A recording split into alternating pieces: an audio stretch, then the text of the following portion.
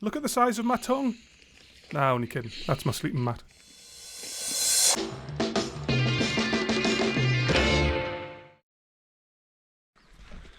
I'm out here at Kielder and I'm trying to get a time lapse of tonight's sunset and hopefully tomorrow morning sunrise, because the skies are supposed to be quite clear. But I've left it a bit late. So I don't know if you can see, but over my right shoulder the sun is going down behind those hills and I've still got quite a way to walk.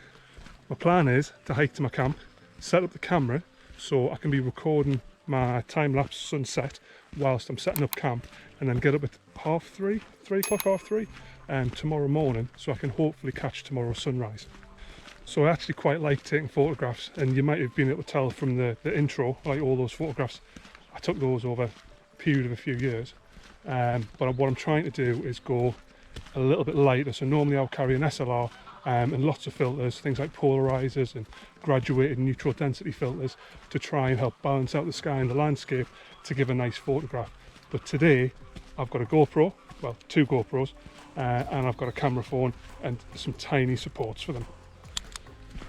So what I'm actually doing is trying to count my paces, and the reason I'm doing that is so I can keep a track of how far I've walked. It's incredibly hard when you're trying to talk though. So what I'm trying to do is take a count every 6th pace, and that should be 10 metres. Then I can take a look at the counter and see how many tens of paces I've counted. So at the minute I'm around 2.13 kilometres. Well, looking at that, I've probably got about 45 minutes before the sun disappears, and ideally I was hoping to be recording a time lapse before then.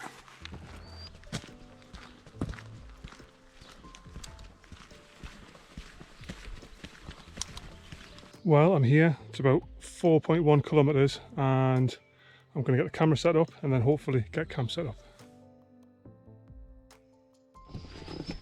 Well, my options for camp spots is a little bit more limited. It's quite dark in here, I'm away from the water's edge, which is a bit unfortunate, and there's quite a lot of deadfall, but it's pretty close to the spot that I want to get tomorrow's sunrise from, so not so bad after all. I think this is going to be home for the night. I'm going to be sleeping beneath a tarp, which I'm going to set up as a lean-to. I've run a ridgeline between these two trees, and that ridgeline has 2 prusik knots wrapped around it, each with a small clip.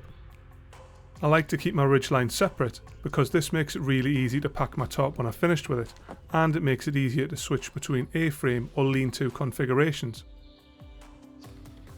After pegging out the back of the tarp, I can use a second piece of cord to lift the centre, giving a bit more room underneath.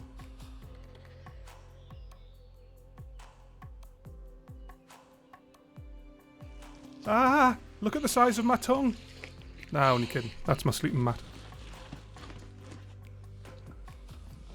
I packed my sleeping bag inside my bivvy bag to give it a little extra protection. Because it's one of the last things I need when I arrive at camp, it goes at the bottom of my pack.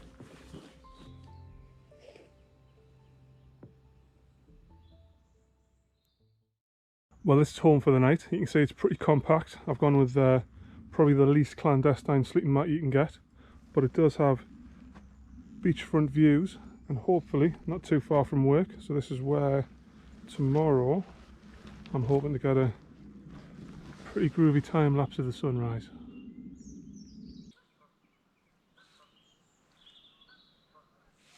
Don't know if you'll be able to hear that, but I've been flanked in the distance by 2 different groups of geese, and the last time I was here they went all night. Party animals. Standing about 10 metres from my bivvy, and this is the view, and it's absolutely gorgeous.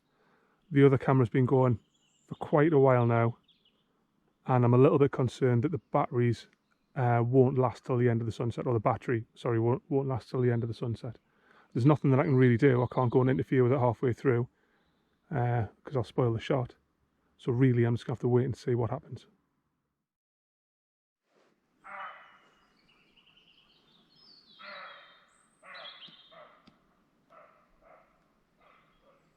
If I'm honest, I'm not entirely sure what that is. It's probably a deer of some sort. Old one, Found the post office, trying to cash a pension. Little bag on wheels, probably tartan. Just shuffling in everyone's way.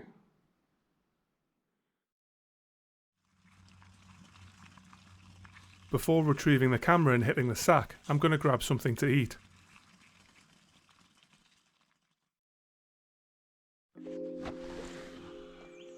It's about 10 to 4. It's a little chilly and I've just set the other camera up and I am absolutely knackered. I'm looking forward to a cup of tea. Well, the second camera's going. It has been for a while now. I don't think the sunrise is particularly spectacular, but we'll have to have a look and see when we get it on the computer. I'm going to make some breakfast and then while I'm doing that, I'm going to pack up camp. I know, this is like deja food. These aren't the most appealing meals, but they are pretty quick and really easy to clean up.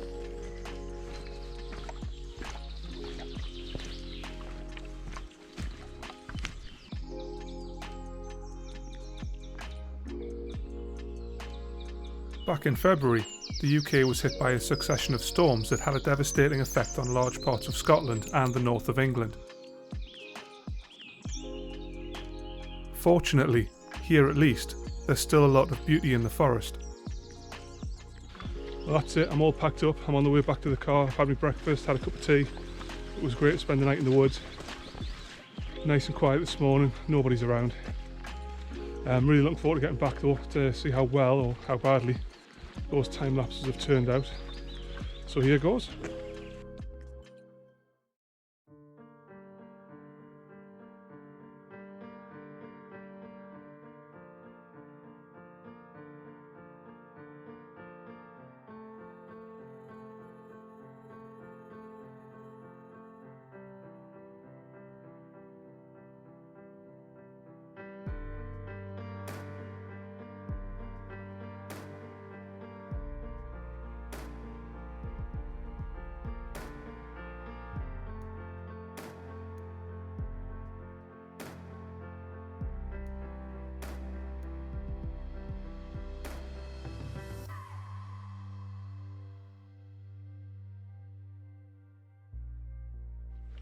Well, that really could have gone one of two ways.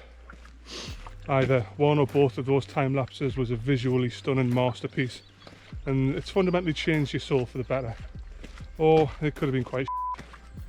Either way, it doesn't really matter. I got a night in the woods and I quite enjoyed that. If you've got any comments, positive ones, why not leave them in the comment section below. If you've got any negative ones, just jot them down on a piece of paper, roll it up into a nice little tube and then pop it up your Last thing I promise before I go, just want to say if you've already subscribed, then you're exactly the sort of winner that this social media platform needs. Good job.